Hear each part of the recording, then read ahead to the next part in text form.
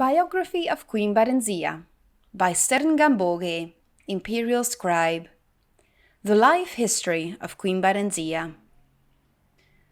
Biography of Queen Barenziah is a biographical text of Queen Barenziah's life, from her birth up until her life as Queen of Wayrest, as in the events in Daggerfall. The biography also tells of her involvement with and briefly summarizes the events of Arena.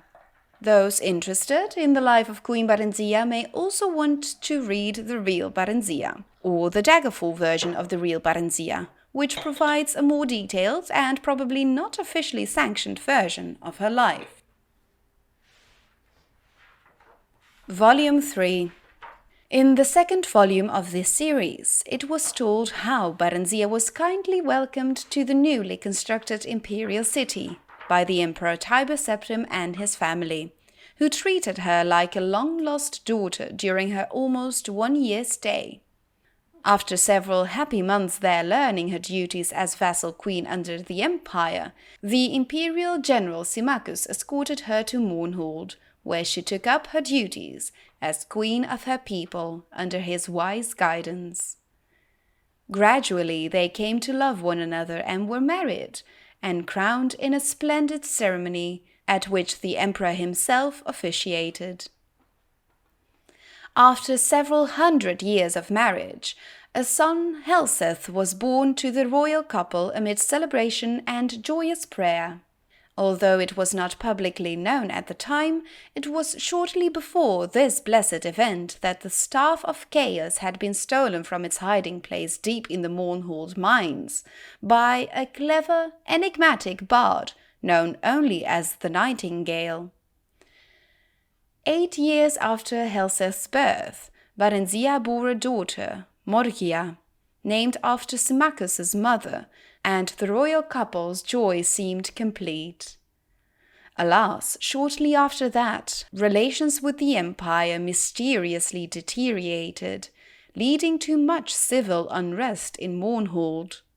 After fruitless investigations and attempts at reconciliation, in despair, Barenziah took her young children and travelled to the imperial city herself to seek the ear of then-Emperor Uriel Septim VII. Symmachus remained in Mournhold to deal with the grumbling peasants and annoyed nobility, and do what he could to stave off an impending insurrection. During her audience with the emperor, Barenziah, through her magical arts, came to realize to her horror and dismay that the so-called emperor was an impostor, none other than the bard Nightingale who had stolen the Staff of Chaos. Exercising great self-control, she concealed this realization from him. That evening, news came that Symmachus had fallen in battle with the revolting peasants of Mournhold, and that the kingdom had been taken over by the rebels. Barenziah, at this point, did not know where to seek help, or from whom. The gods, that fateful night, were evidently looking out for her as if in redress of her loss. King Edward of High Rock, an old friend of Uriel Septim and Symmachus, came by on a social call.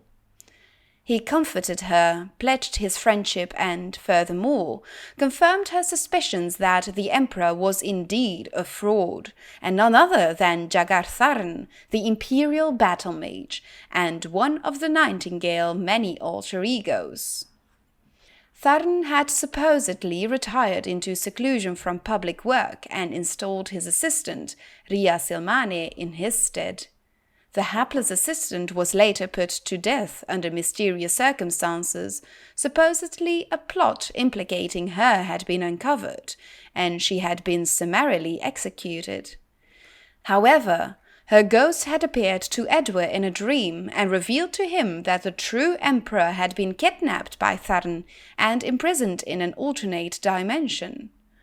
Tharn had then used the Staff of Chaos to kill her when she attempted to warn the Elder Council of his nefarious plot. Together, Edward and Barenziah plotted to gain the false emperor's confidence. Meanwhile, another friend of Rhea's, known only as the Champion, who apparently possessed great, albeit then untapped potential, was incarcerated at the Imperial dungeons. However, she had access to his dreams, and she told him to bide his time until she could devise a plan that would effect his escape. Then he could begin on his mission to unmask the impostor. Barenziah continued to charm and eventually befriended the ersatz emperor. By contriving to read his secret diary, she learned that he had broken the Staff of Chaos into 8 pieces and hidden them in far-flung locations scattered across Tamriel. She managed to obtain a copy of the key of Rhea's friend's cell and bribed a guard to leave it there as if by accident. Their champion, whose name was unknown even to Barenziah and Edward, made his escape through a shift gate Rhea had opened in an obscure corner of the Imperial dungeons, using her already failing powers. The champion was free at last, and almost immediately went to work. It took Barenziah several more months to learn the hiding places of all 8 staff pieces through snatches of overheard conversation and rare glances at Tharn's diary.